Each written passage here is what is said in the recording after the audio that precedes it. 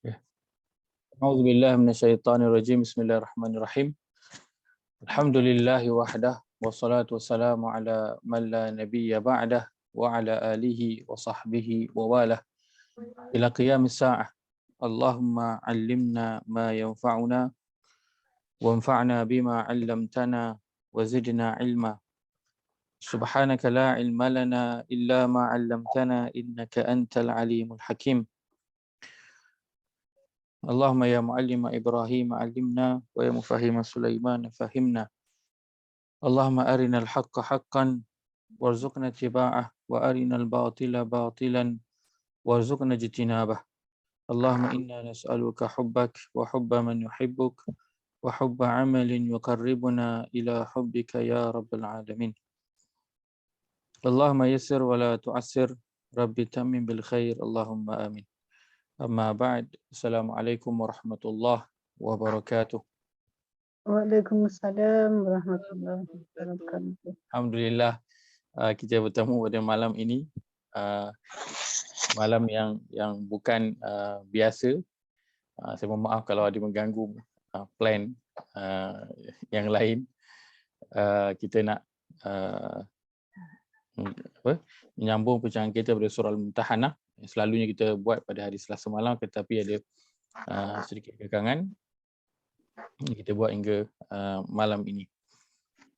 Dan sebenarnya pada Selasa malam Rabu tu, kalau tak salah, dia saya bantu uruskan kenalan rapat saya yang meninggal. Amat terkejut sebab dia masih lagi muda dan umur dia 24 tahun. Masya Allah. 24 tahun. Dia masih lagi muda. Dia apa tu? Dia Allah takdirkan dia ada macam blood clot dekat kaki dia, kat betis dia. So kaki dia dalam kebelakangan ni makin membengkak. Dia duduk Kuala Kangsar asalnya. Dia datang ke KL, duduk di rumah kakak ipar dia, rumah kakak dia untuk dapatkan rawatan. So 3-4 hari sekali kena pergi klinik lah. Dan dia ada alat masukkan oksigen dekat dia punya kaki tu. Dan qadar Allah, malam tu itulah asbabnya. Kira dia nak naik tangga dan tiba-tiba jadi rebah ke belakang dan meninggal dunia. Innalillahi wa inna ilaihi rajiun. Moga Allah ampuni dia dan juga rahmati dia dan jadikan dia sama dengan para nabi, syuhada dan juga salihin. Allahumma amin. Baik, insyaAllah malam ni kita sambung bincang kita dalam surah Al-Mumtahanah. Kita berada pada ayat yang keempat pada muka surat 549. Muka surat 549. Baik, kita nak baca dulu ayat keempat ini. Ayat yang paling panjang dalam surah Al-Mumtahanah.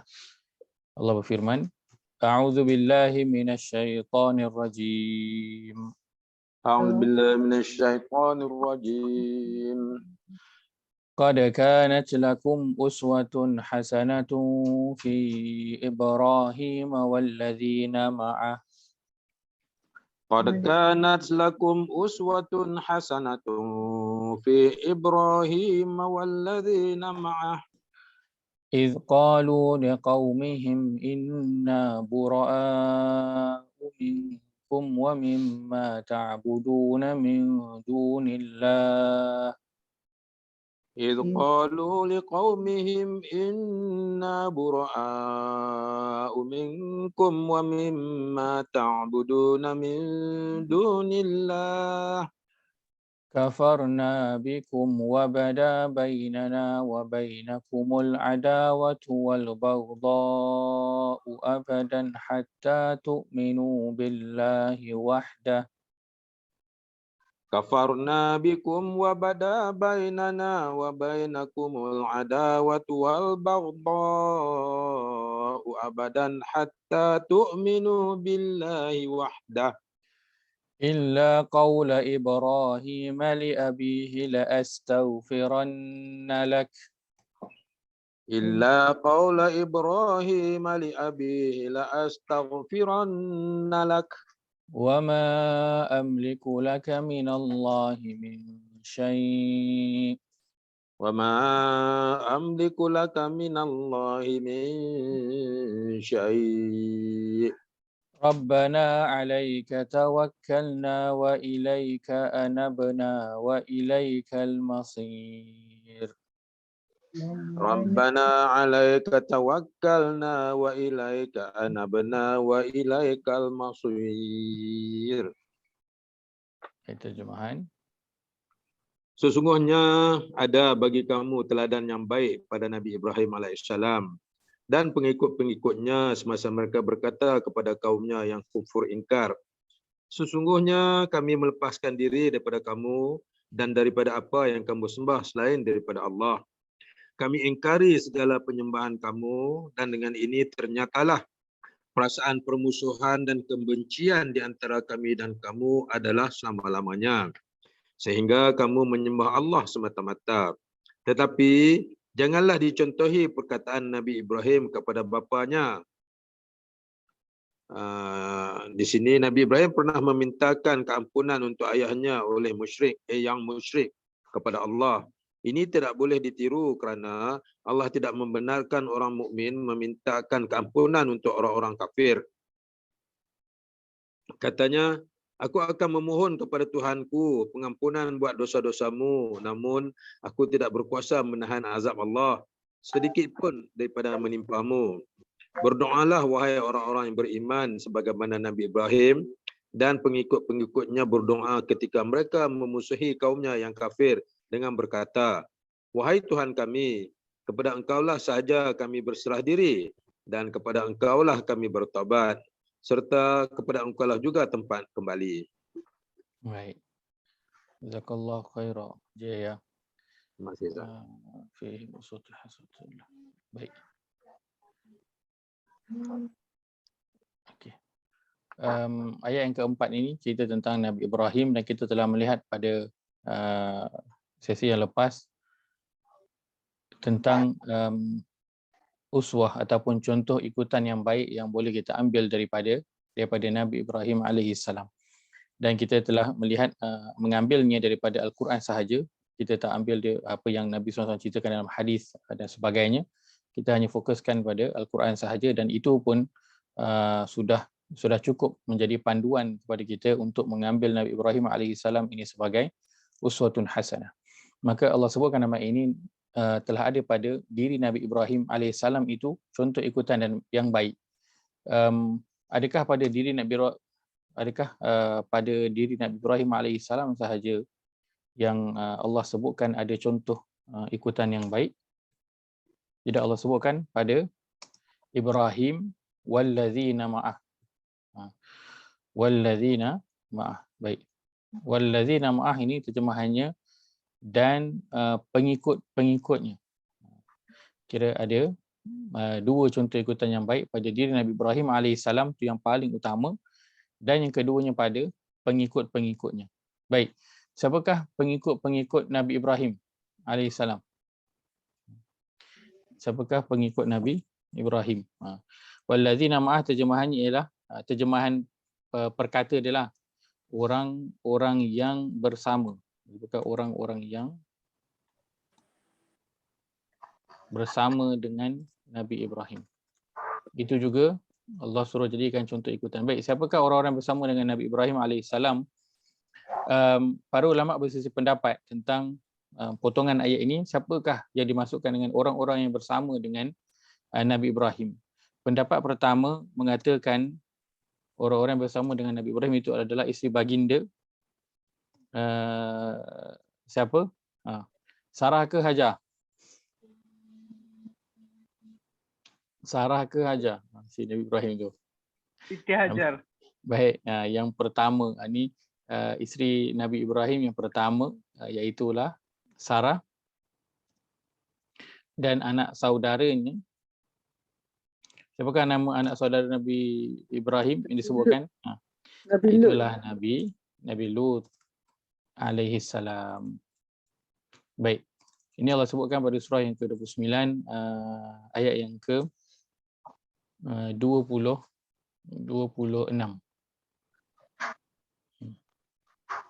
Kita lihat pada surah yang ke-29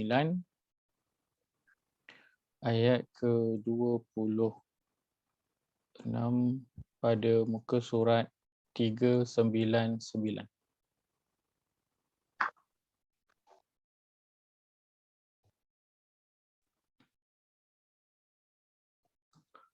Muka surat 399 surah Al-Ankabut surah ke-29 ayat yang ke-26.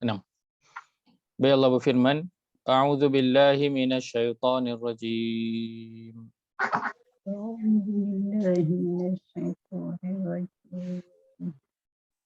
Oh, ya. Aja termute tu kena unmute. Sorry. Baik. Fa'amana lahu Lut Fa'amana lahu Lut.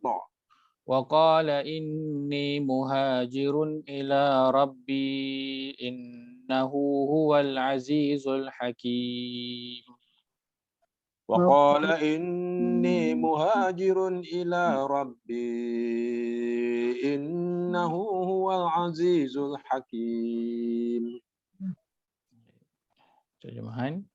Maka Nabi Lut alaihissalam membenarkan kenabian Ibrahim dan Ibrahim berkata, sesungguhnya aku harus berpindah ke tempat yang diperintahkan Tuhanku, sesungguhnya Dialah yang Maha Perkasa lagi Maha Bijaksana. Baik.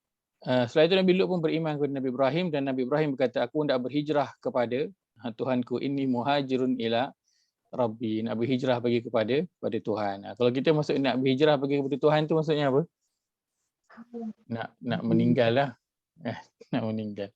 Jadi dimaksud oleh Nabi Ibrahim AS dia nak berhijrah ke satu tempat yang telah diperintahkan oleh Allah Azza wa Jalla, ke mana ketika ini dia nak bergerak pergi ke daripada tempat asal dia berhampiran dengan Iraq, nak pergi ke sebelah Syam, belah-belah Palestin sana. Dia bergerak bersama dengan Nabi Lut dan juga isterinya ketika itu Sarah. Waktu itu Hajar belum lagi ada, kerana Hajar didapati nanti ketika mereka lalu ke Mesir. Baik, maka ini salah satu pendapat yang menyatakan bahawa orang yang bersama dengan Nabi Ibrahim itu adalah isteri baginda Sarah dan juga anak saudaranya Nabi Lut alaihi salam. Baik, pendapat yang kedua menyatakan orang-orang yang bersama dengan Nabi Ibrahim itu adalah orang-orang beriman. Orang beriman, tapi dia ada dia punya keterangan di sikit yang tidak diberitahu siapa dan berapa bilangannya. Baik. Maka pendapat kedua menyatakan, saya letakkan kat sini supaya kita pun clear, ulama takut terlepas, berselisih pendapat. Okey. Orang bersama dengan Ibrahim itu ada dua pendapat. Pertama kata Sarah dan juga anak saudaranya. Yang kedua orang yang beriman dan tidak diberitahu siapakah mereka itu dan berapa bilangannya pun tak diberitahu. Adakah mereka ini adalah orang-orang yang sekampung dengan Nabi Ibrahim dulu, kan, sebabkan dalam kisah dalam surah Maryam Nabi Ibrahim berdakwah kepada ayahnya dan juga kepada kaumnya. So orang beriman tu adakah daripada kalangan kaumnya itu ataupun yang nanti ketika berada di Palestin, wallahu alam. Tidak diketahui, Allah tak bagi tahu dalam Quran, juga Nabi SAW tidak menyatakan demikian. Sebab itu dalam hadis Nabi ceritakan nanti di akhirat ada para nabi yang bersama dengan mereka ramai. Ada nabi yang bersama dengan mereka itu beratus orang. Ada yang bersama dengan nabi beberapa puluh orang. Ada yang bersama dengan nabi itu beberapa orang sahaja, dan ada nabi yang tak ada pengikutnya. Masya-Allah.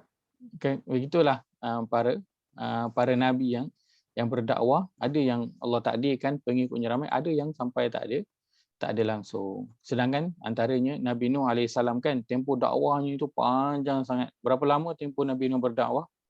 900 lah. Ha, 720. 1000 kecuali 50. Alfa sanatin illa khamsina am. 150. 950 tahun berdakwah. Tapi Hmm. dia punya pengikutnya itu masih lagi tak mahu beriman dengan Nabi Nuh alaihi salam. Dan hatta dia punya ahli keluarga pun ada yang tidak mahu beriman. Maka begitulah para nabi kan, berdakwah.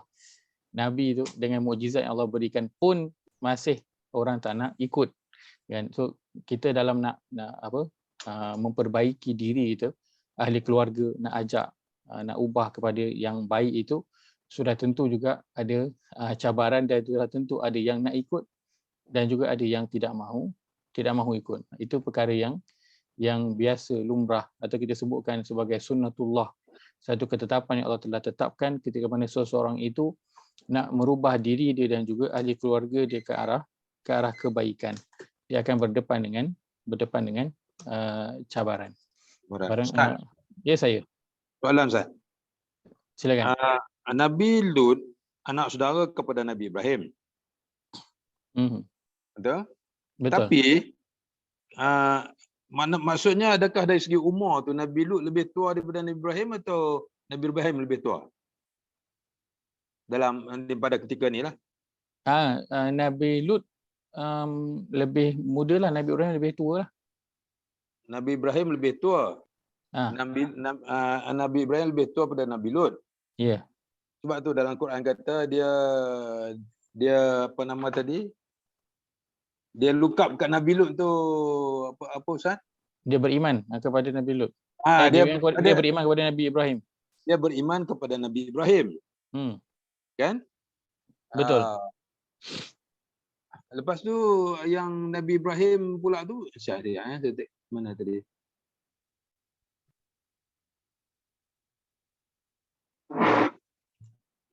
Pada ayat yang tadi kita baca tu fa amana lahu surah Al-Ankabut ni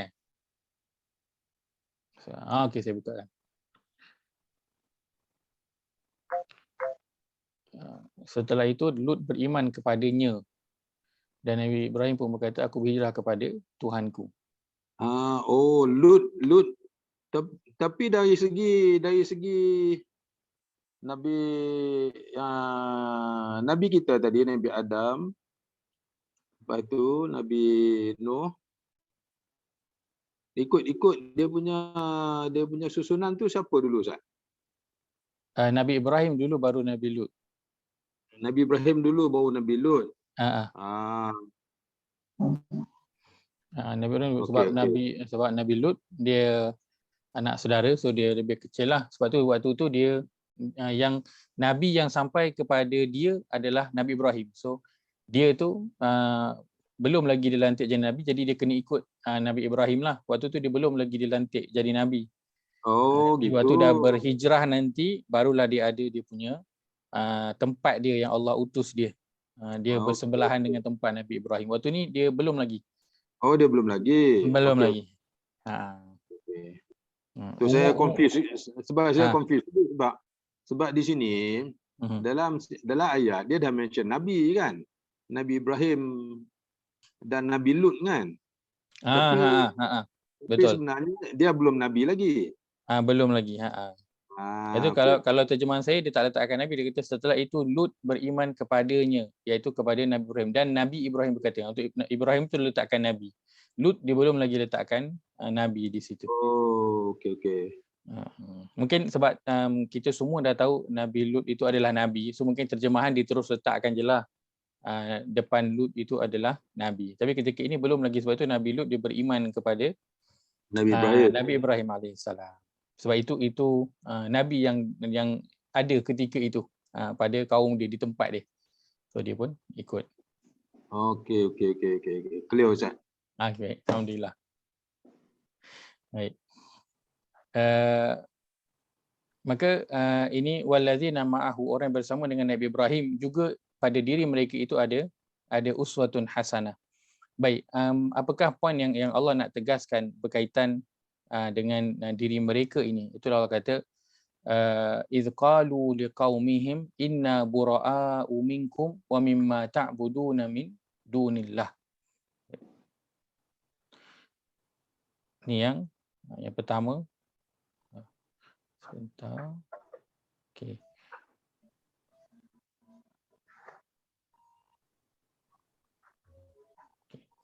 Baik, kemudian kafarna bikum. Okey, saya letakkan ini nombor yang kedua. Saya letakkan warna lain sikit. Okey. Wa bada bainana wa bainakumul adawatu wal baghdha abadan hatta tu'minu billahi wahdah. Yang ketiga. Baik. Maka di sini ada 3 perkara yang Allah nak highlightkan berkaitan dengan Nabi Ibrahim alaihissalam dan juga orang-orang yang bersama dengannya. Iaitu Allah highlightkan berkaitan dengan apa? Semasa mereka berkata kepada kaumnya yang kufur ingkar, sesungguhnya kami berlepas diri daripada kamu dan daripada apa yang kamu sembah selain daripada Allah. Ini yang pertama. Kemudian kami kufur ingkarkan segala penyembahan kamu. Dan dengan ini nyatalah perasaan permusuhan dan kebencian di antara kami dan kamu selama-lamanya, sehingga kamu kembali menyembah Allah semata-mata. Baik. Maka ini poin yang Allah nak highlightkan. Poin yang Allah nak highlightkan pada diri Nabi Ibrahim alaihissalam dan juga orang yang beriman yang bersama dengan Nabi Ibrahim alaihissalam.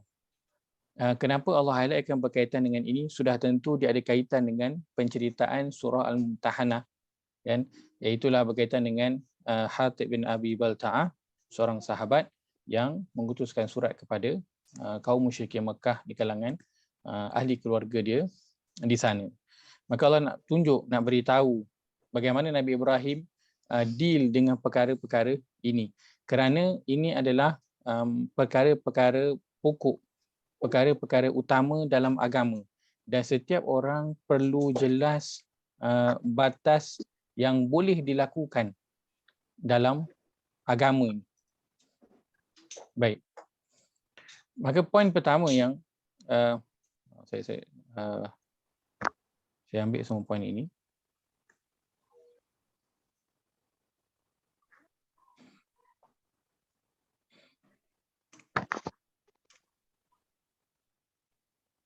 Baik, daripada potongan ini, perkara pertama yang kita nak sama-sama lihat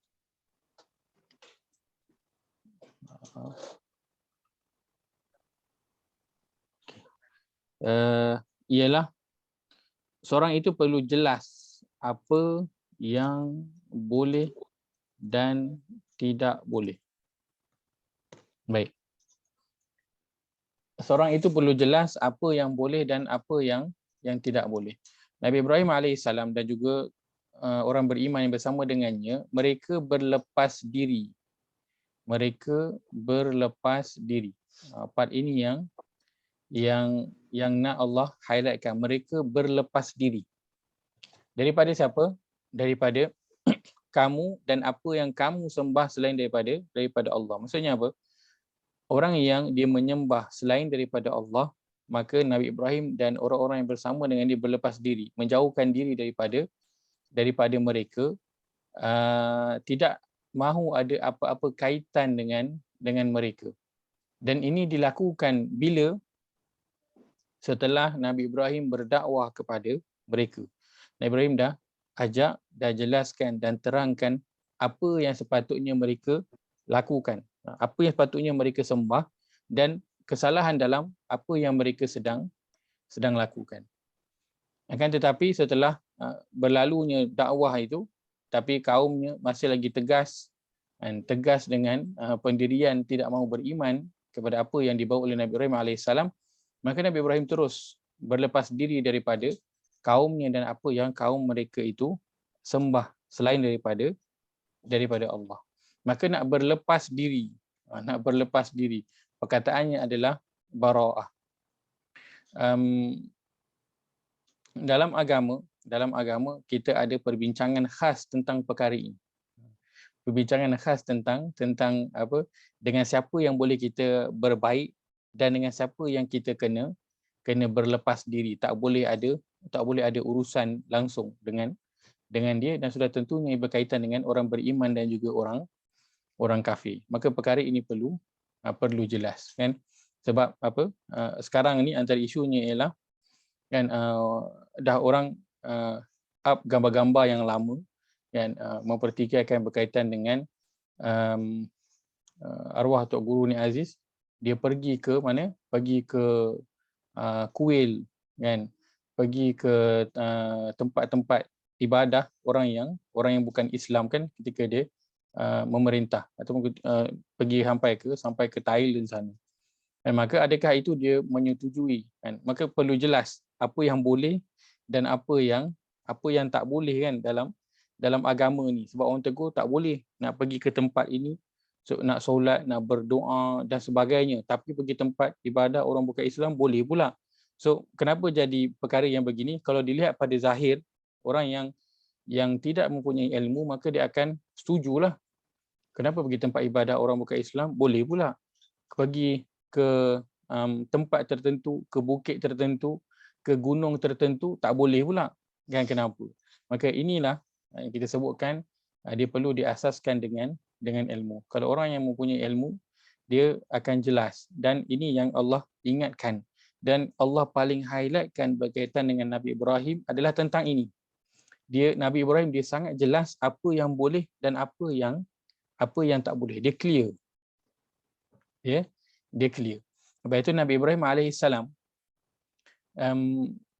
agama yang salah satu nama, kan, dikenali pada agama yang dibawa oleh Nabi Ibrahim alaihissalam ini adalah Hanif. Kita dengar perkataan Hanif, kita baca dalam doa iftitah, kan, wajjahtu wajhiya lillazi fataras samawati wal arda hanifan. Hanifan itu adalah gelaran yang melekat pada Nabi Ibrahim alaihissalam, Hanif. Dan agama yang dibawa oleh Nabi Ibrahim juga ada yang menamakan dia agama yang Hanif. Apa maksud Hanif? Hanif itu maksud sesuatu yang lurus dan sesuatu yang tidak bercampur dengan syirik. Yang tidak bercampur dengan syirik. Kenapa? Kerana Nabi Ibrahim dia jelas apa yang boleh dan apa yang tidak boleh. Dia tahu je satu perkara itu tidak boleh, apa yang dilakukan dia akan terus berlepas diri daripada orang tersebut dan apa yang dia sembah selain daripada Allah Azza wa Jalla. Begitu yang Allah Azza wa Jalla contohkan, yang Allah sebutkan pada ayat pertama surah At-Taubah. Kita lihat pada muka surat 187 surah At-Taubah, surah yang ke-9 ayat yang pertama. Allah berfirman, A'udzu billahi minasy syaithanir rajim. Dia kena baik, sorry. Sorry. Itu saya tertekan. Tak apa. Bara'atum minallahi wa rasulihi ila alladhina 'ahadtum minal musyrikin. Bara'atum minallahi wa rasulihi ila alladhina 'ahadtum minal musyrikin. Terjemahan. Inilah pernyataan pemutusan hubungan daripada Allah dan Rasulnya kepada orang-orang musyrik yang kamu telah mengadakan perjanjian dengan mereka. Baik. Allah, bara'ah sama. Pelepasan diri. Dan kalau dilihat pada surah At-Taubah ini ataupun surah At-Taubah ini dinamakan sebagai surah bara'ah. Bara'ah ini adalah perkataan yang kita sedang lihat dalam ayat yang ke-4 ini, kan, tapi di sini digunakan perkataannya Pemutusan hubungan. Dalam ayat kita bincangkan ni perkataan digunakan adalah bura'a. Dia ru'ut yang sama, bura'a. Dalam surah At-Taubah digunakan perkataannya bara'ah.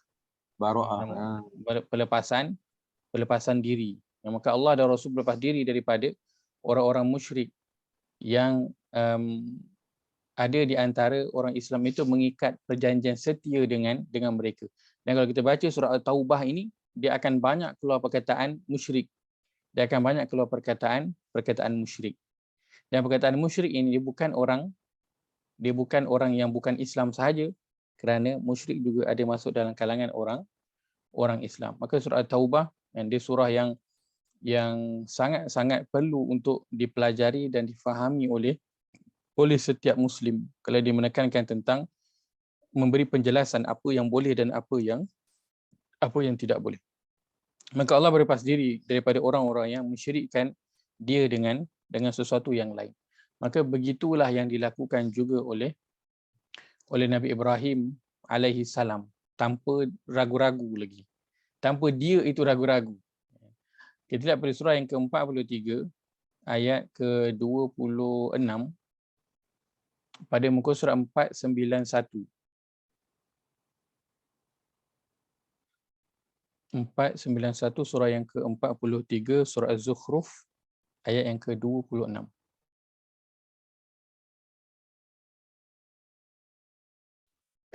Allah berfirman, A'udzu billahi minasyaitonir rajim. A'udzu billahi minasyaitonir rajim. وَإِذْ قَالَ إِبْرَاهِيمُ لِأَبِيهِ وَقَوْمِهِ إِنَّنِي بَرَاءٌ مِّمَّا تَعْبُدُونَ وَإِذْ قَالَ إِبْرَاهِيمُ لِأَبِيهِ وَقَوْمِهِ إِنَّنِي بَرَاءٌ مِّمَّا تَعْبُدُونَ. Ya, terjemahan. Dan ingatlah ketika Ibrahim berkata kepada ayahnya dan kaumnya, sesungguhnya aku melepaskan diri daripada apa yang kamu sembah. Baik. Ayat ni menunjukkan pertama betapa Nabi Ibrahim itu jelas apa yang boleh dan apa yang tak boleh. Bila dilihat saja apa yang sesuatu yang dilarang yang dilakukan oleh kaumnya, maka dia terus berlepas diri. Dia tak bertangguh-tangguh lagi. Dia tidak bagi alasan, tak apa kot, sikit-sikit, tak apa kot. Tak, dia berlepas diri. Dan yang kedua, ayat ini menunjukkan betapa Nabi Ibrahim alaihi salam ini dia tegas dengan pendirian dia. Dia tetap dan dia tegas dengan pendirian dia. Hingga kan dia berlepas diri itu bukan daripada kaumnya sahaja, tetapi daripada bapanya. Daripada bapa. So itu masuk dalam bahagian siapa? Ahli keluarga dia yang dia berlepas diri. Ahli keluarga. Oh, daripada ahli keluarga dia yang dia berlepas diri. Ayah dia sendiri. Bukan satu perkara yang mudah, tapi itulah dia contoh yang Nabi Ibrahim bawakan. Kerana kita akan kalau kita tak menjadi seorang bapa pun kita pasti menjadi seorang anak. So ini cerita anak kepada bapa, cerita dalam ahli keluarga. Dan kita ada cabaran tersendiri pada ahli keluarga kita untuk ajak semuanya betul-betul beriman kepada Allah SWT, betul-betul ikut apa yang Allah suruh dan betul-betul tinggalkan apa yang Allah larang. Ini tanggungjawab yang Allah berikan kepada setiap Muslim agar dia menjaga diri dia dan juga ahli keluarga dia. Maka orang yang dia nak menjaga diri dan juga ahli keluarga dia kena jelas apa yang boleh dan apa yang tak boleh. Kena jelaslah arahan itu apa supaya dia boleh ikut. Kalau dia sendiri pun tak jelas arahan, peraturan, apa yang boleh dan apa yang tak boleh, apatah lagi orang yang dia nak ajak itu ataupun orang yang dia nak pimpin itu. Lagilah kurang jelas daripada dia. Maka kita kena lebih dahulu faham tentang apa yang boleh dan apa yang tidak boleh sehingga kita jelas perkara ini. Kerana Nabi SAW sebutkan dalam hadis, baginda telah meninggalkan agama ini dengan sejelas-jelasnya.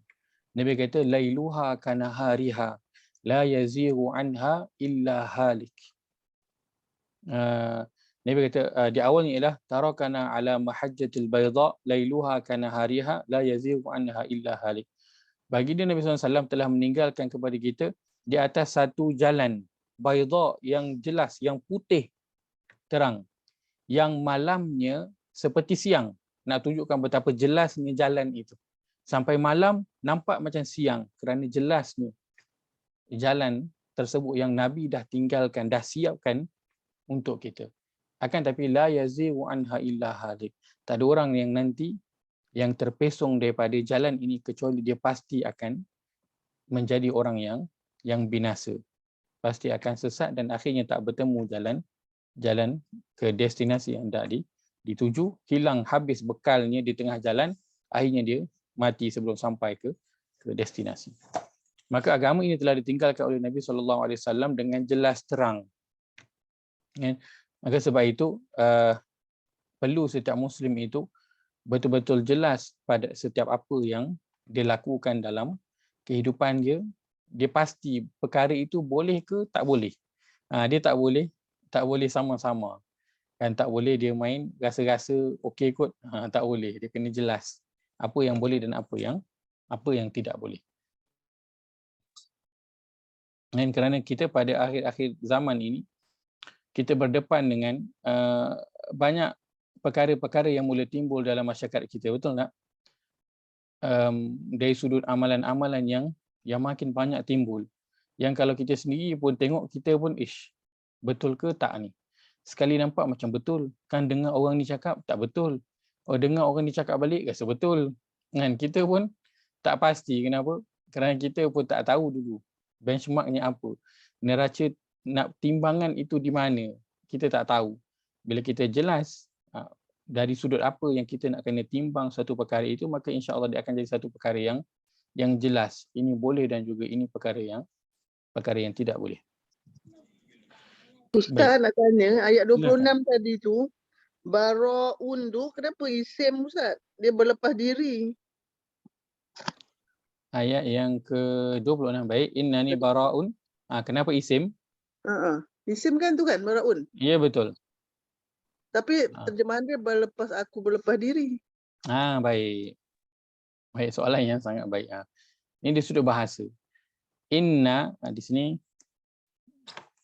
ini dia kalau kita di sudut bahasa, lagilah kita akan sebenarnya lebih jelas betapa Nabi Ibrahim ini betul-betul jelas dan tegas tetap dengan pendirian dia. Pertama, perkataan innani ini dia adalah dua perkataan. Inna satu dan ni satu. Inna ini dia adalah dalam bahasa Melayu kita panggil dia sebagai kata penegasan.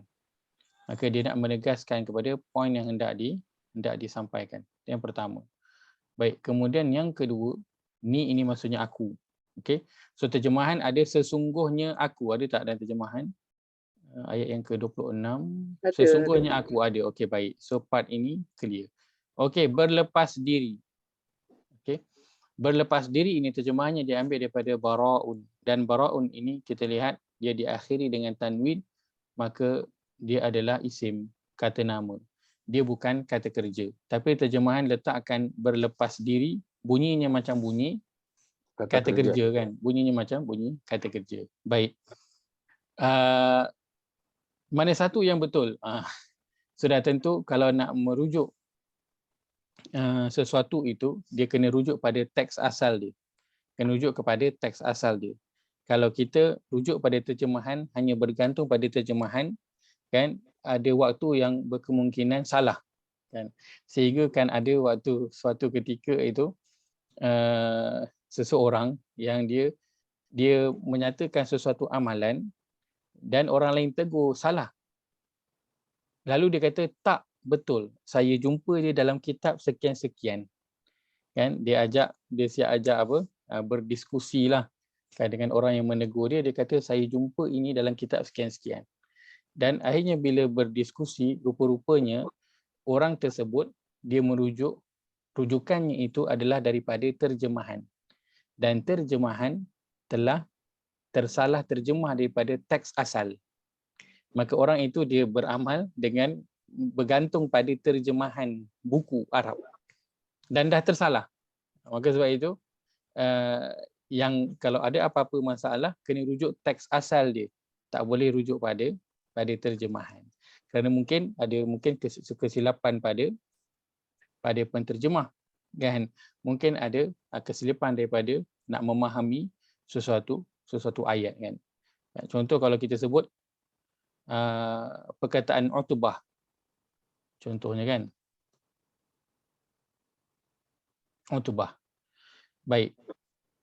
Kalau kita nak letakkan dia berkata, orang yang tak tahu bahasa Arab mungkin dia akan letakkan qalat Utbah. Qalat. Kenapa dia letakkan qalat? Kerana tak ini merujuk kepada feminin. Dan Utbah ini, kan, dia diakhiri dengan ta marbutah, maka dia adalah feminin, menunjukkan nama perempuan. Betul? Tapi adakah betul? Salah lah. Sebab apa? Utbah ini nama lelaki. Ini sepatutnya adalah digunakan dalam bentuk maskulin, bukan bentuk feminin. Maka tak boleh bergantung 100% dengan terjemahan. Tapi bukanlah saya kata terjemahan kita Al-Quran ini salah dan tak tepat, bukan. Cuma saya nak bawakan apa-apa yang kalau kita nak pastikan rujuk kepada teks asal, dan terjemahan dibawakan makna yang mudah untuk kita nak faham. Baik, bara'un sudah tentu dia adalah isim, dia bukan fi'il, sudah pasti. Walaupun terjemahan itu meletakkannya dalam bunyinya macam bunyi fi'il, tetapi confirm dia adalah isim sebab teks asalnya dia adalah isim. Baik. Maka bara'un, apakah terjemahan bara'un? Terjemahan bara'un sudah tentu dia terjemahan yang perlu berbunyi isim. Perlu berbunyi isim, yang sepatutnya lah. Baik, maka bara'un terjemahannya ialah ada Bebas. dua. Satu, perlepasan diri. Yang kedua, kalau terjemahan panjang dia adalah orang yang berlepas diri.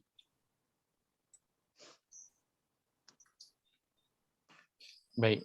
So bara'un dia ada dua, satu pelepasan diri, yang kedua orang yang berlepas diri. Baik. Maka terjemahan ambil yang mana? Terjemahan ambil yang dua, orang yang berlepas diri. Kan? Baik. Beza tak berlepas diri dengan orang yang berlepas diri? Boleh beza tak? Melayu dia mencabar sikitlah. Berlepas diri itu maksud dia perbuatan dia berlepas diri. Tetapi kalau cerita orang yang berlepas diri, maksud dia kita cerita tentang orang tu. Contoh saya sebutkan makan dengan orang yang makan. So kalau orang yang makan, dia tengah cerita tentang siapa? Tentang orang. Kan? Betul tak? Kalau kata makan, dia tengah cerita tentang perbuatan dia makan. Kalau cerita tentang orang yang makan, maksud dia tengah cerita tentang orang, dia bukan tengah cerita tentang perbuatan tu. Dia cerita tentang orang. Baik, sebab bahasa Melayu kita tak dapat nak letakkan dia macam bahasa yang lain. Saya kira bahasa Inggeris lebih mudah. Apakah terjemahan bara'un dalam bahasa Inggeris? Siapa ada Quran dalam bahasa Inggeris? Ustaz, saya nak tambah, Ustaz. Silakan. Macam bagus je. Saya pernah dengar Ustaz ni dia belajar bahasa lah. Dia kata kalau sifat tu datang dalam bentuk isim, maksud dia adalah benda yang melekat, yang sebati dengan diri, yang takkan berubah. Ya, sangat baik. Terima kasih. Satu yang melekat pada diri yang tidak akan berubah, betul? Itu yang dimasukkan dengan isim. Baik, saya tengok sebentar. Ayat yang ke-26, terjemahan bahasa Inggeris meletakkan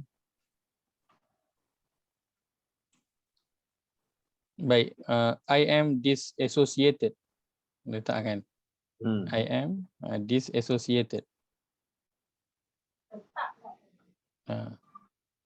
No. Baik. Cuma bahasa kita ini dia terjemahkan bunyinya macam bunyi fi'il. Tapi bara'un dia adalah orang yang berlepas diri. Kenapa dia tak letakkan orang yang berlepas diri? Sebab kat depan ni dia ada aku. Kan? Dia sambung ajalah. Aku berlepas diri. Dia tak letakkan aku adalah orang yang berlepas diri. Sepatutnya terjemahan dia adalah sesungguhnya aku adalah orang yang berlepas diri. Terjemahannya. sesungguhnya aku adalah orang yang berlepas diri. Kerana ayat ini adalah ayat yang berbentuk subjek dan juga predikat. Dia bukan ayat yang berbentuk kata kerja perbuatan yang nak kena ada pelaku perbuatan dan perbuatan yang dia kenakan itu. Dia berbentuk subjek dan juga predikat. So terjemahannya yang tepat sikit ialah sesungguhnya aku adalah orang yang berlepas diri dari apa yang kamu sembah. Baik, maka itu perihal terjemahan lah, bukan salah terjemah, betul. Kan cuma bila kita dah belajar bahasa, so kita perasan lah perkara-perkara ni. Kalau tak belajar bahasa Arab, kita tak perasan pun kan. Tapi alhamdulillah kita belajar sikit bahasa Arab, Allah bagi faham dan nampak beza antara teks asal dan juga terjemahan. Dan bila kita tahu sebenarnya aku berlepas diri ini kan, bila dalam bentuk fi'il, dia berbeza dengan aku orang yang berlepas diri dalam bentuk isim. Kan sebab tadi Ajar Raya sebutkan isim ini satu yang melekat, yang tetap ada pada diri dia. Menunjukkan apa? Menunjukkan Nabi Ibrahim dia memang tetap jelas apa yang dia nak tu, prinsipnya tu jelas. Dan dia berpegang dengan prinsip itu sampai bila-bila. Iaitu siapa saja yang tidak beriman kepada Allah, mensyirikkan Allah dengan satu yang lain, dia akan berlepas diri walaupun dengan sesiapa. Percayalah, kalau ada dari kalangan yang syirik kepada Allah ini adalah daripada kalangan anak dia ataupun cucu kesayangan dia, Nabi Ibrahim tetap akan berlepas diri daripada mereka. Kerana dia adalah bara'un. Dia adalah orang yang dia memang berlepas diri. Sifat itu tetap kekal melekat pada diri dia bila-bila masa. Tak kira tempat. Kadang orang dengan kita dengan setengah orang berubah-ubah. Dengan orang ni kita garang, dengan orang ni kita lembut. Dengan orang ni kita bagi can, dengan orang ni tak bagi can langsung. Berbeza. Tapi Nabi Ibrahim, keadaan, masa, orang yang dia berurusan itu tak merubah dia. Dia tetap dengan prinsip dia berlepas diri daripada sesiapa yang menyembah selain daripada Allah Azza wa Jalla. Maka perkataan bara'un sendiri diletakkan dalam bentuk isim dan menunjukkan kepada betapa tegas dan teguhnya prinsip Nabi Ibrahim alaihissalam terhadap ketulinan, kita sebut ketulinan tauhid, mengesakan Allah itu. Baik. Yang kedua, perkara yang Allah nak kita belajar daripada Nabi Ibrahim ialah baginda tegas dalam hal akidah. Baginda tegas dalam hal akidah, hal kepercayaan, hal pegangan. Dia sangat jelas. Seperti mana yang Allah sebutkan dalam surah Al-Kafirun, kan, ayat terakhir surah Al-Kafirun apa? Lakum dinukum waliyadin. Untuk kamu, agama kamu, untuk aku, agama aku. Masing-masing ikutlah pada kepercayaan masing-masing. Kan? Kepercayaan masing-masing. Aku dah cerita part aku dah share, aku dah ajak, aku dah bagi tahu kesalahan yang kamu lakukan, tapi nak teruskan maka teruskan. Aku berlepas diri. Kau punya pasal yang kau akan tanggung nanti, kemudian aku akan tanggung apa yang telah aku lakukan. Maka Nabi Ibrahim AS dia tegas dalam hal akidah. Dia tidak ada kompromi langsung tidak ada kompromi, walaupun dengan ahli keluarga sendiri tidak ada kompromi. Baik, dan semua ini kalau kita lihat Allah sebutkan kami kufur engkar segala penyembahan kamu, dan dengan ini nyatalah perasaan permusuhan dan kebencian di antara kami dengan kamu selama-lamanya. Maksudnya memang tak boleh geng sekali ya. Selama-lamanya hingga ada pengecualian. Pengecualian itu adalah sehingga kamu menyembah Allah semata-mata. Kalau orang tu dia kembali nak sembah Allah, waktu tu barulah Nabi Ibrahim akan geng sekali balik dengan dia. Kalau tak, selama itulah Nabi Ibrahim akan bermusuh dan akan membenci perbuatan yang dia lakukan itu. Dan Nabi SAW sebutkan dalam hadis berdasarkan apa yang dibuat oleh Nabi Ibrahim SAW ini, baginda lakukan semua itu hanya kerana Allah. Dia tidak teragak-agak dan tidak berbelah bagi bila kesalahan itu dilakukan oleh ahli keluarga dia. Dia tidak teragak-agak. Nabi SAW bersabda, man ahabba lillah wa abghadha lillah wa ata lillah wa mana'a lillah faqad istakmala al-iman. Barang siapa yang dia menyintai kerana Allah, dia membenci kerana Allah, dia memberi kerana Allah, dia menahan daripada memberi kerana Allah, maka telah sempurnalah iman dia. Telah sempurna iman dia. Apabila dia melakukan setiap perkara itu kerana Allah. Dia suka, dia benci, dia nak beri sesuatu, dia nak tahan daripada memberi, itu semua dilakukan kerana Allah, maka Allah, Nabi SAW sebutkan dia telah sempurna iman dia.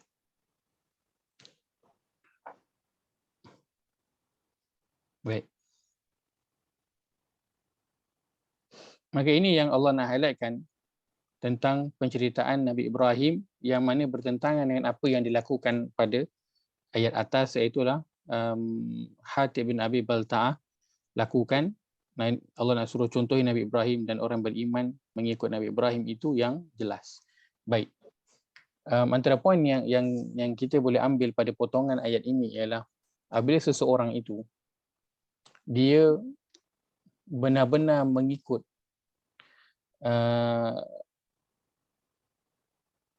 contoh ikutan yang tepat, maka dia juga akan mendapat kesan yang sama seperti mana yang dirasakan orang yang dia ikut itu.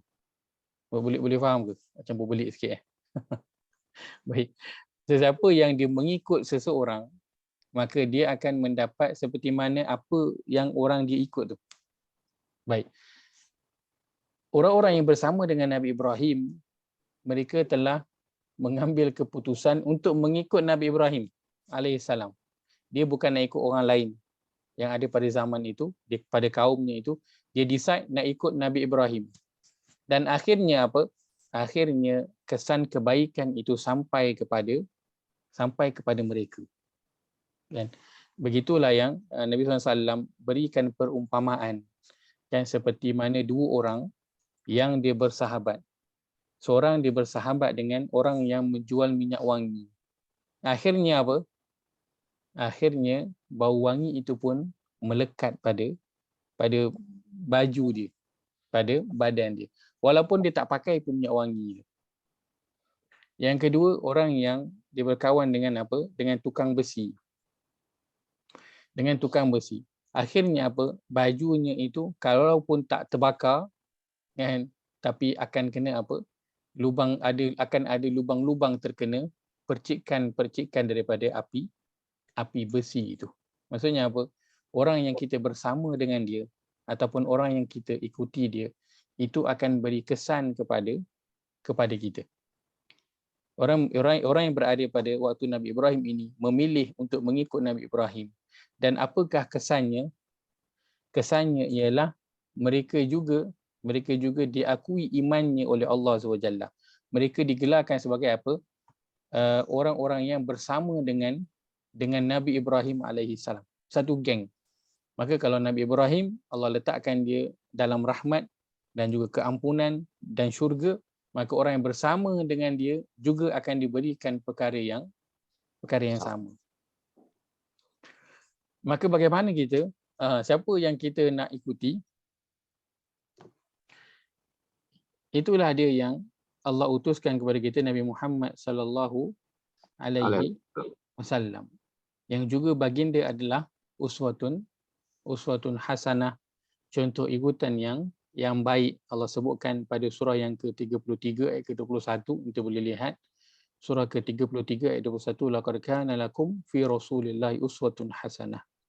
Dan demi sesungguhnya adalah pada diri Rasulullah sallallahu alaihi wasallam itu untuk kamu adalah contoh ikutan yang baik. Sama Allah gunakan uswatun hasanah, sama macam Nabi Ibrahim. Maksudnya setiap sudut, setiap sisi yang ada pada diri Nabi itu boleh ikut.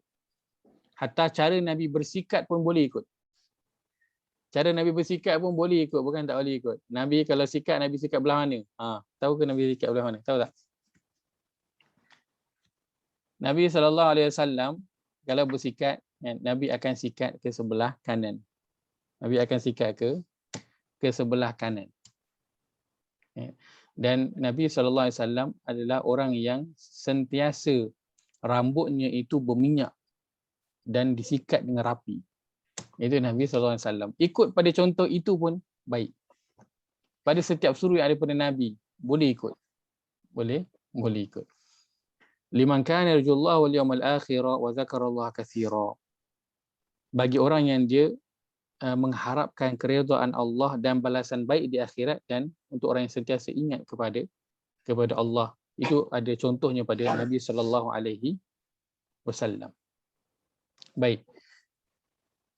Orang yang kita ikut itu akan beri kesan kepada kita. Bagaimana orang yang kita ikut, begitulah juga kita. Kan?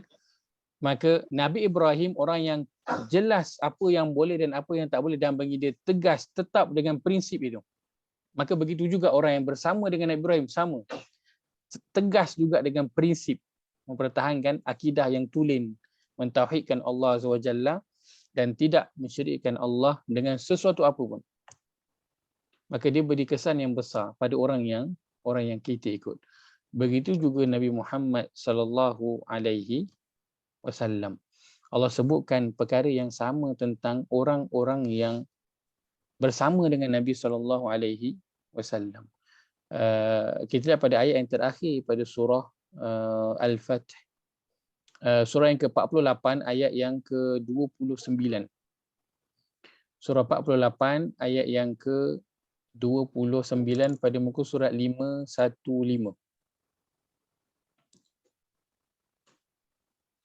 Muka surat 515. Kita nak baca 2 perenggan awal sahaja pada ayat ini.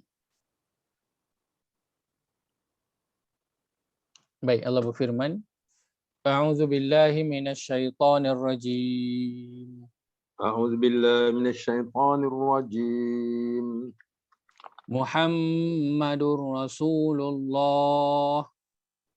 Muhammadur Rasulullah. والذين معه أشداء على الكفار رحماء بينهم والذين معه أشداء على الكفار رحماء بينهم تراهم ركعا سجدا يبتغون فضلا من الله ورضوانا تراهم ركعا سجدا يبتغون فضلا من الله ورضوانا. Baik, sampai situ. Kita lihat terjemahan. Muhammad adalah utusan Allah dan orang-orang yang bersama dengan baginda bersikap keras terhadap orang-orang kafir. Namun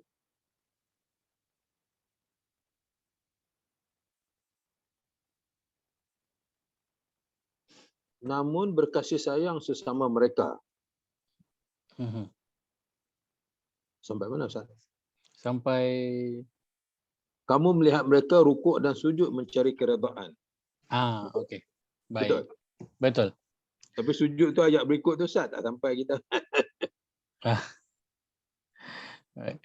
Dia simahum fi wujuhihim dari sujud. Betul. Tu saya entah mana nak berhenti ni kata. Baik. Poin yang kita lihat adalah pada awal ayat itu Allah kata Muhammadur Rasulullahi wallazina ma'ah. Sama tak dengan ayat kita bincangkan ayat keempat? Sama. Perkataan wallazina ma'ah ada tak? Ada. Kan fi Ibrahim wallazina ma'ah. Allah iktiraf orang yang bersama-sama dengan Nabi Ibrahim, dan Allah iktiraf orang-orang yang bersama dengan Nabi Muhammad sallallahu alaihi wasallam. Kesannya apa? Orang yang ikut itu akan betul-betul dia macam copy paste orang yang diikut. Pengikut akan copy paste apa yang siapa yang diikut itu. Sebab itu sifat mereka sama. Allah sebutkan asyidda 'alal kuffar, ini pertama. Ruhama bainahum, ini yang kedua. Mereka apa? Bersikap keras dan tegas terhadap orang kafir. Dan sebaliknya bersikap kasih sayang serta belas kasihan sesama sendiri, itu umat Islam. Begitu Nabi SAW, begitulah wallazina ma'ah, orang-orang yang bersama dengan Nabi SAW. Habis itu orang yang kita ikut itu akan memberi kesan yang besar kepada kita. kalau yang diikut itu baik, maka pasti kebaikan itu juga akan melimpah kepada kita.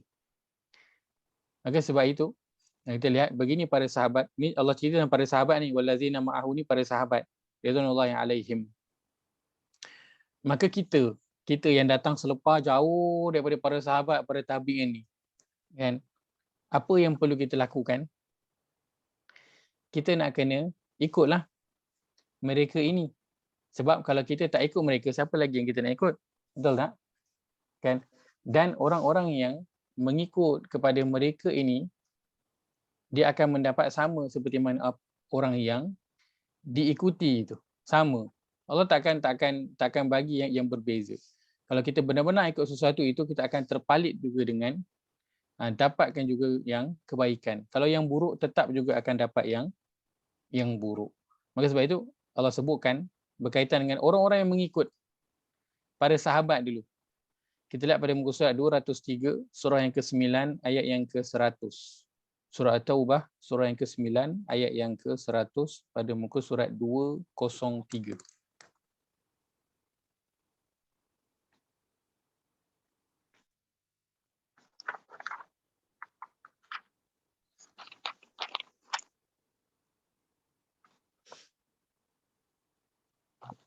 Allah berfirman, A'udzu billahi minasyaitonir rajim. A'udzu billahi minasyaitonir rajim. والسابقون الأولون من المهاجرين والأنصار والذين اتبعوهم بإحسان رضي الله عنهم ورضوا عنه. والسابقون الأولون من المهاجرين والأنصار والذين اتبعوهم بإحسان رضي الله عنهم ورضوا عنه وأعد لهم جنات تجري تحتها الأنهار خالدين فيها أبدا وأعد لهم جنات تجري تحتها الأنهار خالدين فيها أبدا ذلك الفوز العظيم. ذلك الفوز العظيم. Terjemahan. Dan orang-orang yang terdahulu lagi yang mula-mula memeluk Islam di antara orang Muhajirin dan Ansar dan orang-orang yang mengikuti mereka dengan baik, Allah redha kepada mereka dan mereka pun redha kepada Allah. Allah menyediakan bagi mereka syurga-syurga yang mengalir di bawahnya sungai-sungai. Mereka kekal di dalamnya selama-lamanya. Itulah kemenangan yang agung. Baik. Maka sebutkan ini wasabiqun al-awwalu, dan orang-orang yang terdahulu daripada kalangan Muhajirin dan juga Ansar. Baik, kemudian Allah sebutkan wallazina tabauhum bi ihsan.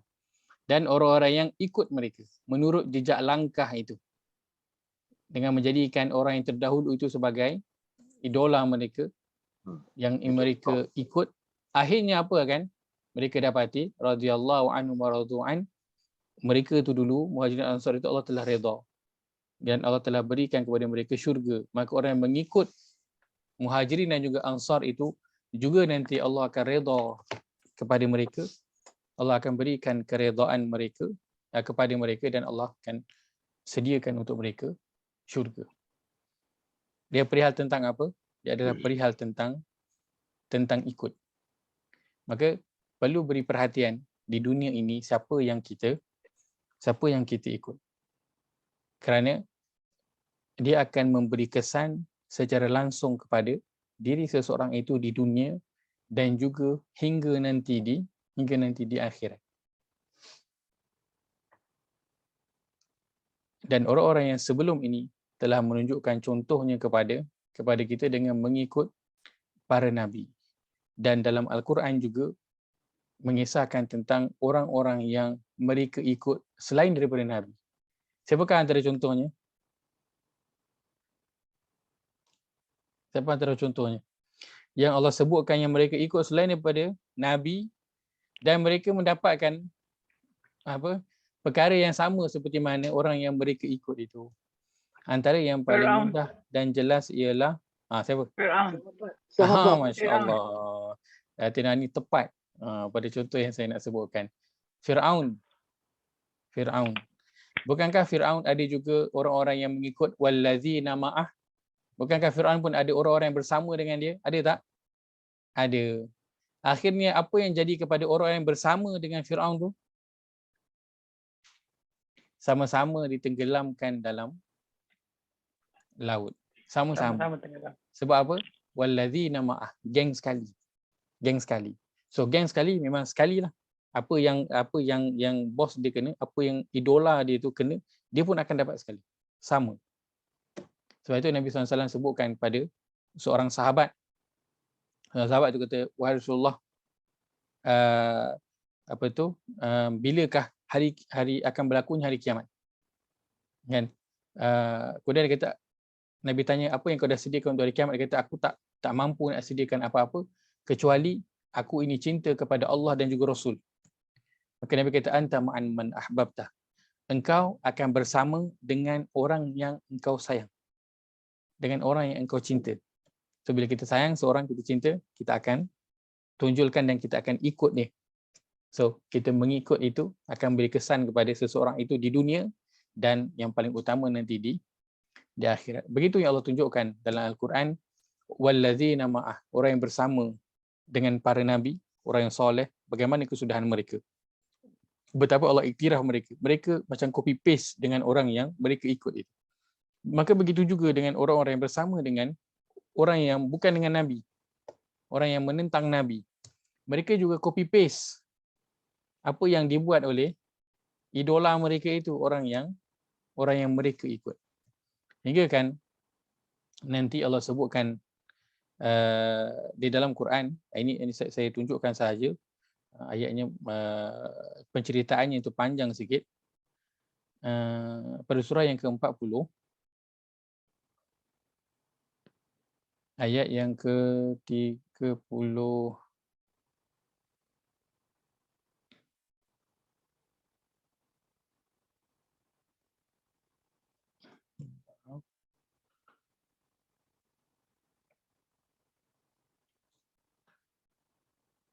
Baik, ayat ke-47. Ayat yang ke-47. Muka surat 472. Muka surat 472. Baik.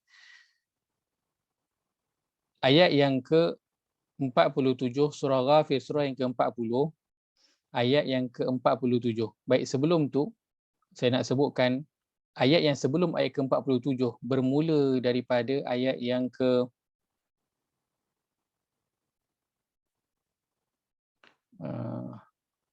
panjang ni. Bermula daripada ayat yang ke-23. Bermula pada ayat yang ke-23 ini, ceritanya tentang siapa? Allah cerita tentang Allah mengutus Musa kepada Fir'aun, Haman dan juga Qarun. Okey. Baik. Maka cerita pada ayat ke-23 ini, Allah cerita tentang bagaimana Nabi Musa berdakwah kepada Fir'aun, Haman dan juga Qarun. Kemudian mereka kata ini adalah sihir dan sebagainya. Dan yang saya nak kita perhatikan bersama-sama adalah pada ayat yang ke-47. Setelah Allah ceritakan tentang Fir'aun ini, dan akhirnya nanti Allah kata kesan mereka nanti setelah mati, apa dia? Also pada ayat ke-46, An-nar yu'raduna 'alaiha ghuduwan wa 'ashiyah. Mereka didedahkan kepada bahang api neraka pada waktu pagi dan waktu petang, 2 kali sehari. Mereka itu ditunjukkan, didedahkan dengan tempat kembali mereka nanti ketika mana mereka berada dalam kubur. Wa yawma taqumu as-sa'ah adkhilu ala fir'aun asyaddal 'adzab. Dan apabila berlakunya hari kiamat, diperintahkan kepada Fir'aun, masuklah Fir'aun dan pengikut-pengikutmu ke dalam azab seksa yang api neraka yang seberat-beratnya. Diperintahkan kepada Fir'aun sahaja ke? Tak. Diperintahkan kepada Fir'aun dan wallazina ma'ah, orang-orang yang bersama-sama dengan dia. Kalau Fir'aun masuk ke mana? Neraka, maka orang yang bersama dia pun masuk ke mana? Sama. Sebab dia copy paste. masuk neraka juga. Baik, kemudian apa yang terjadi ayat 47, dan ingatlah perkara yang akan berlaku semasa orang-orang yang kafir dan yang menderhaka berbantah-bantah dalam neraka, iaitulah orang-orang yang lemah dalam kurungan pengikut, berkata kepada pemimpin-pemimpinnya, iaitu dia punya idola dia, orang yang dia ikut, kan, orang yang dia contohi, orang yang dia jadikan inspirasi. Dia kata apa? Sesungguhnya kami telah menjadi pengikut-pengikut kamu, maka dapatkah kamu menolak kami sebahagian daripada azab neraka ni? Dia kata dulu kat dunia kami dah jadi kau punya follower. Boleh tak sekarang ni kau tolong kami kurangkan sikit azab neraka ni? Maka orang yang idola dia tu pun menjawab, sebenarnya kita semua menderita bersama-sama dalam neraka ni. So tak boleh nak buat apa. Kerana sesungguhnya Allah telah menetapkan hukumannya di antara sekalian hamba-Nya. Baik, kemudian pada ayat yang ke okey. Kemudian mereka meminta kepada penjaga neraka agar mohon kepada Allah Azza wa Jalla untuk diringankan azab. Baik.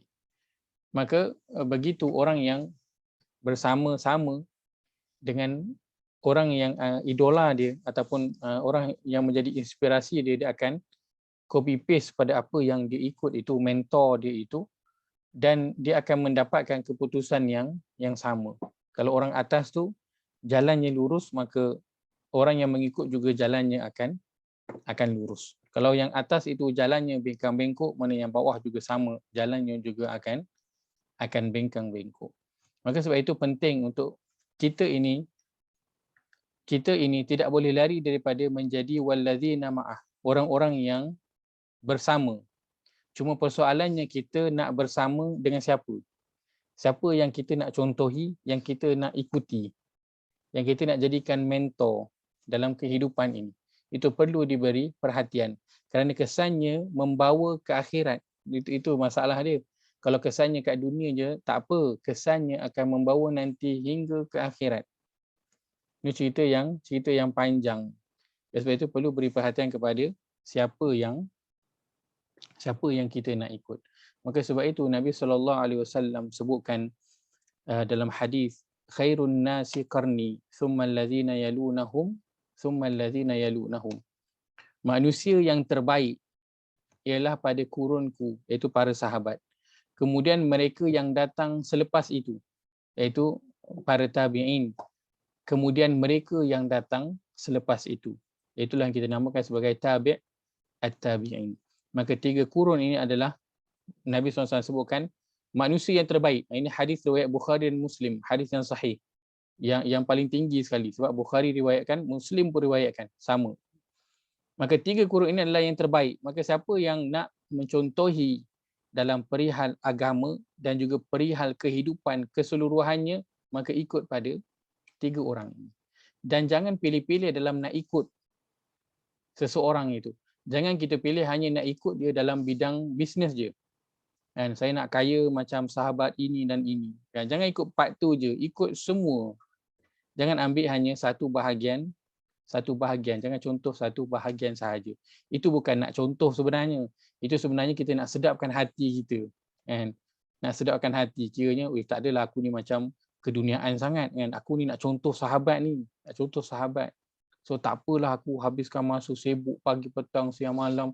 Tak sempat nak pergi belajar Quran ke. Tak sempat nak solat berjemaah. Tak apa. So aku nak ikut sahabat, nak kaya macam sahabat. Tak. Ikut semua. Jangan ikut satu sahaja. Maka tiga kurun ini Nabi SAW sebutkan adalah manusia yang terbaik. Maka kalau nak ikut, nak cari mentor, nak jadikan idola, nak jadikan ikutan, pergi cari manusia yang terbaik yang Nabi SAW dah sebutkan ini. Baik. Maka wallazina ma'ah itu bahagian kita yang kita nak kena beri perhatian kerana kesannya itu sangat besar hingga ke akhirat, dan itu yang kita nak terapkan dalam fikiran anak dan juga cucu kita, siapa yang mereka nak ikuti. Kan itu sangat penting. Kerana dia akan beri kesan kepada kehidupan.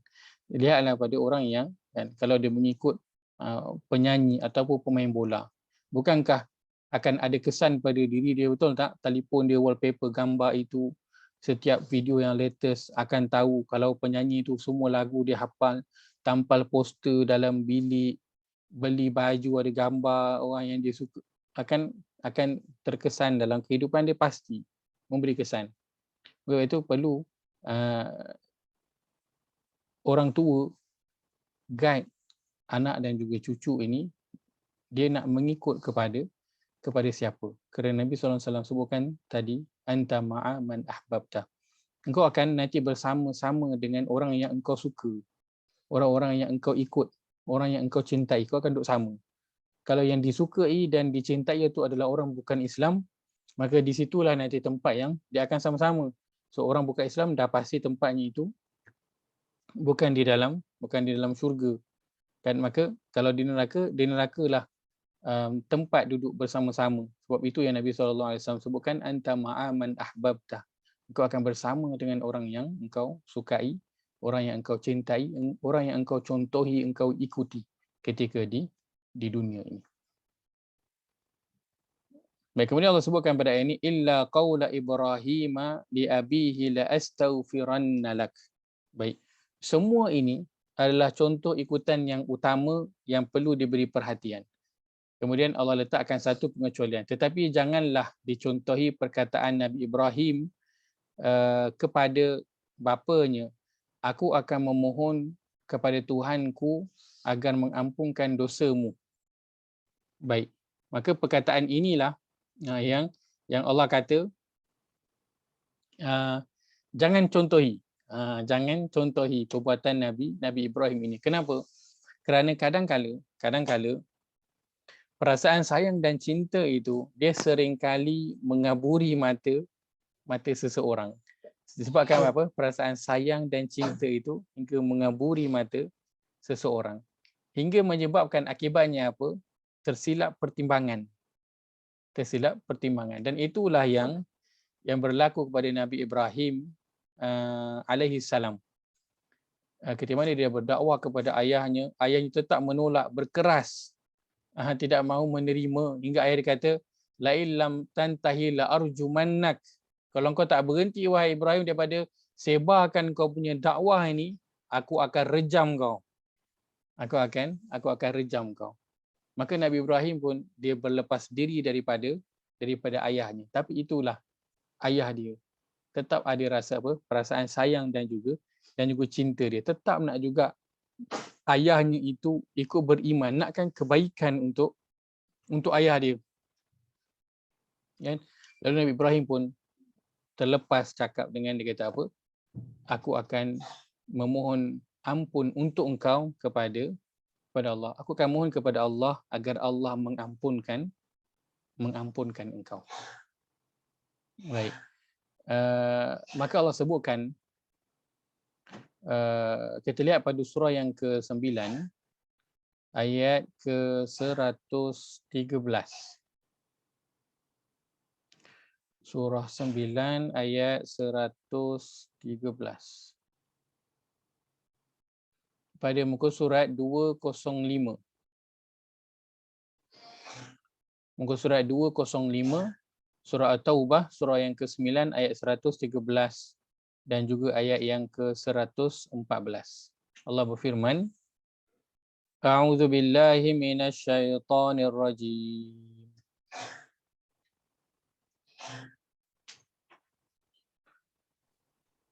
Ada mak? Ajal sekali. Sorry. Okey. Ya, okey. Ma kana lin-nabiyyi wal-ladzina amanu an yastaghfiru lil-musyrikeen walau kanu Ma kana lin-nabiyyi wal-ladzina amanu an yastaghfiru lil-musyrikeen walau kanu uli qurba min ba'di ma tabayyana lahum annahum ashabul jahim.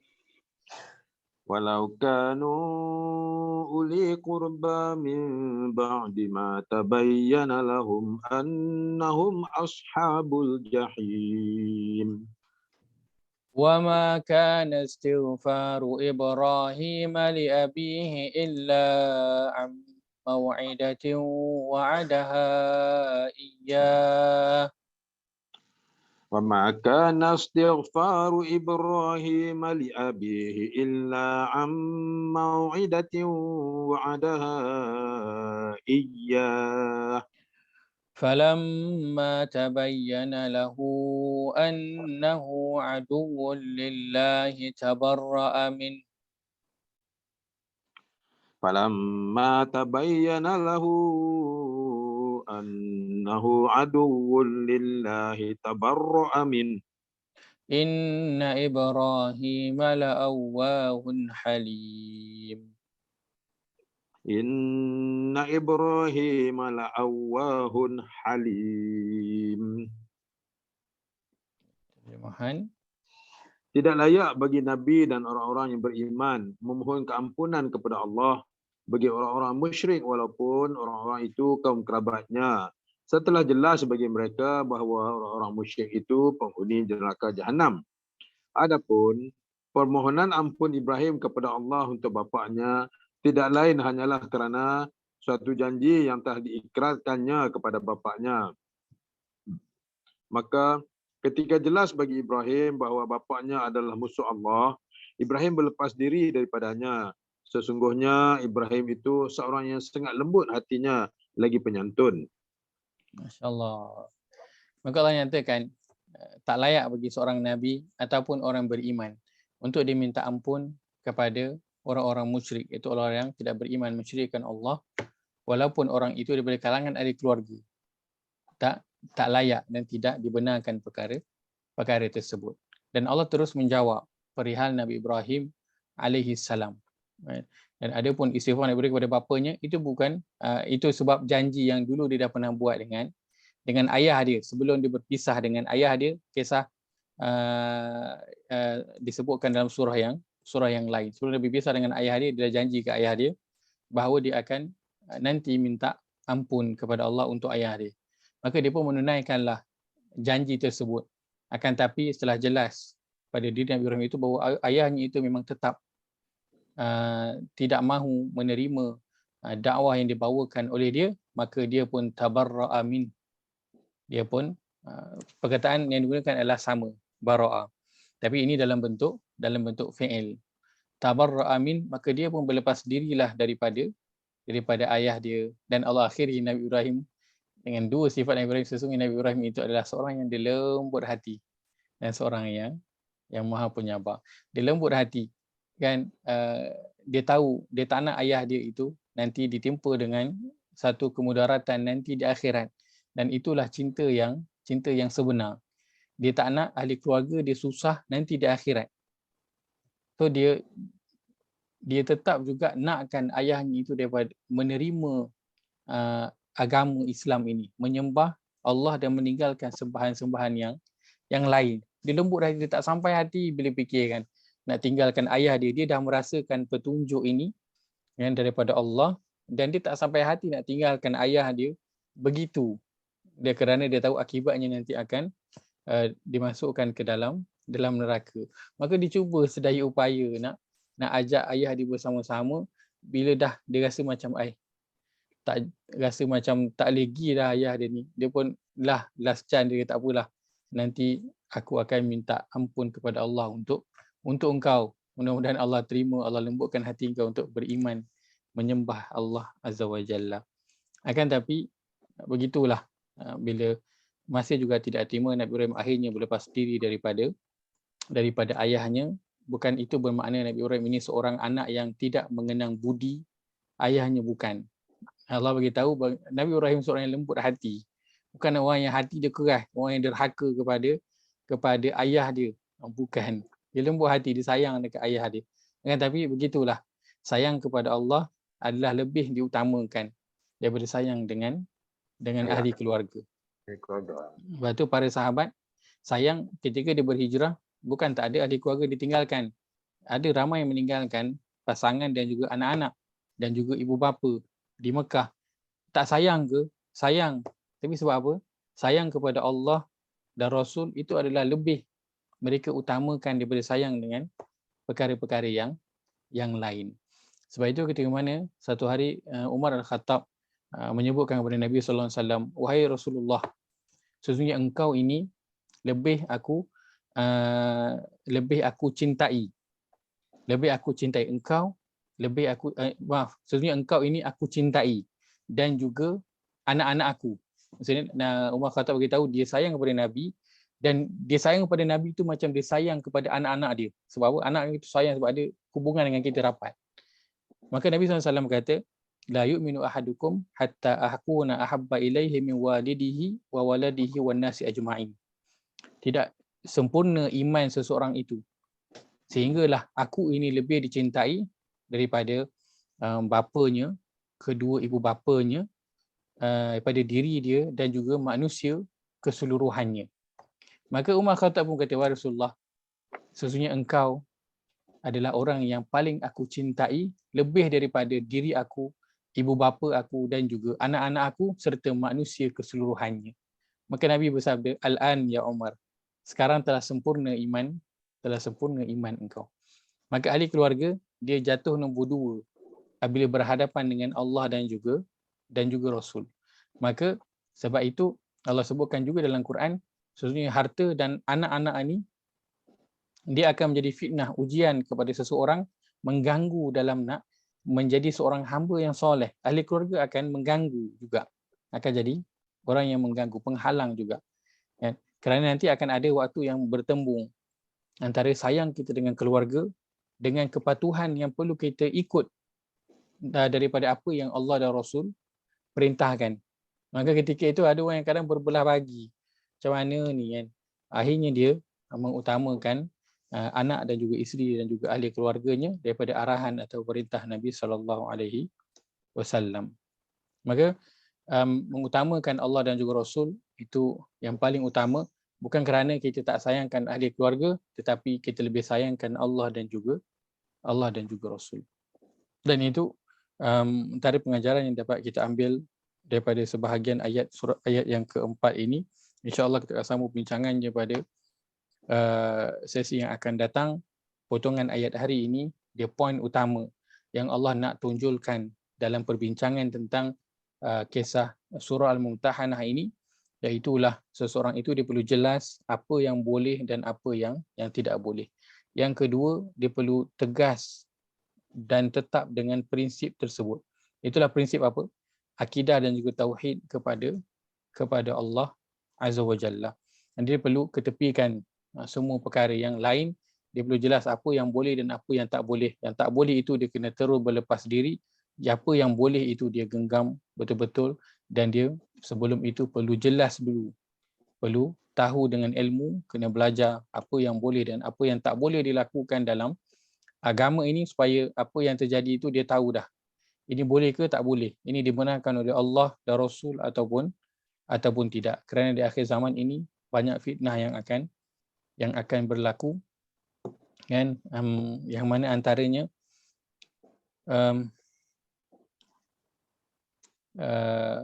zina akan berleluasa, akan mula dihalalkan arak, akan mula dihalalkan alat-alat muzik, dan arak itu akan diminum dan ditukar namanya dengan pelbagai nama.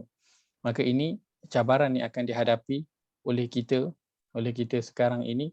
Maka diperlukan kepada panduan ilmu apa yang boleh dan apa yang tidak boleh. Kenapa? Kerana pada hari ini pelbagai perkara itu telah dihiasi, kan, dibagi elok, dibagi nampak cantik. Perkara yang salah hingga orang nak cam pun rasanya macam salah, tapi nampak macam betul. Tapi tengok yang buat tu semua ustaz-ustaz. Tengok yang buat tu semua orang yang pandai-pandai, kan, yang belajar Timur Tengah. Takkan salah, ramai orang buat ni.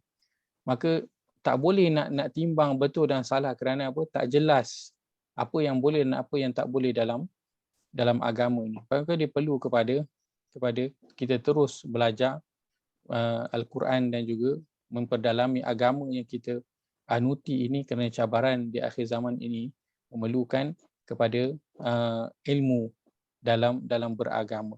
Kita tersalah langkah, kesannya nanti besar di akhirat kerana kita hanya ada satu sahaja peluang. Nanti bila seorang itu meninggal, rohnya itu diangkat ke langit menghadap Allah Azza wa Jalla. Dan bila dia dimasukkan ke dalam kubur pada liang lahatnya, ketika itu roh itu akan kembali masuk ke dalam badan dia. Dia akan tersedar daripada tidurnya yang sekejap itu, dan dia akan terus waktu itu lihat, aku ni ke mana? Hanya ada dua, kiri ataupun kanan, syurga ataupun neraka. Waktu tu dia akan terus dapat rasa dah, aku ni kat mana ni. Dan waktu tu tak ada lagi peluang untuk dia nak memperbaiki. Tak ada lagi peluang. Maka peluang itu hanya sekali sahaja.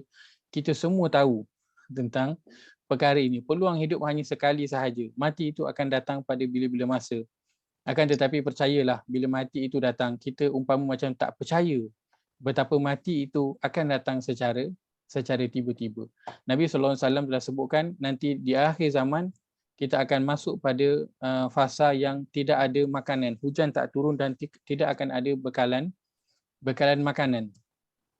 Kan? Dan sekarang bila sekarang baru je ayam kurang, kita pun macam uish. Kan? Rasa macam makin tak percaya pula apa yang terjadi. Macam cepatnya. Tiba-tiba dah jadi. Kan? Macam tak percaya bila satu perkara itu dah berlaku. Wallahu ta'ala alam, itu saya berkongsikan pada malam ini. Moga ada manfaat dapat diambil. Saya mohon maaf jika tersalah kata, terkasar bahasa. Aku qauli hadza wa astaghfirullah al-azim li wa lakum. Allahumma ja'al hadza jama'ana jam'an marhuma wa tafarruqana min ba'dihi tafarruqan ma'suma. Allahumma inna na'udzubika min ilmin la yanfa' wa min qalbin la yakhsha' wa min nafsin la tashba' wa min da'watin la yustajabu laha. ربنا اغفر لنا ولإخواننا الذين سبقونا بالإيمان ولا تجعل في قلوبنا غلا للذين آمنوا ربنا إنك رؤوف رحيم ربنا آتنا في الدنيا حسنة وفي الآخرة حسنة وقنا عذاب النار وصلى الله على نبينا محمد وعلى آله وصحبه أجمعين والحمد لله رب العالمين. Kita tutup majlis kita dengan tasbih kifarah. Subhanakallahumma wa bihamdika asyhadu an la ilaha illa anta astaghfiruka wa atubu ilaih. Jazakumullah khairan pada semua meluangkan masa pada malam ini, malam yang bukan kita biasanya ada kelas tapi semua meluangkan masa malam ini hingga dekat pukul 11. Moga Allah nilai sebagai amal yang soleh, moga Allah lihat usaha kita ini dan beri setiap saat yang kita peruntukkan ini untuk Allah. Mudah-mudahan Allah kurniakan kepada kita keampunan atas banyak kesalahan yang telah kita lakukan. Jazakumullah khairan, barakallahu fikum. Terima kasih semua. Assalamualaikum warahmatullahi wabarakatuh. Terima kasih Ustaz. Sama-sama.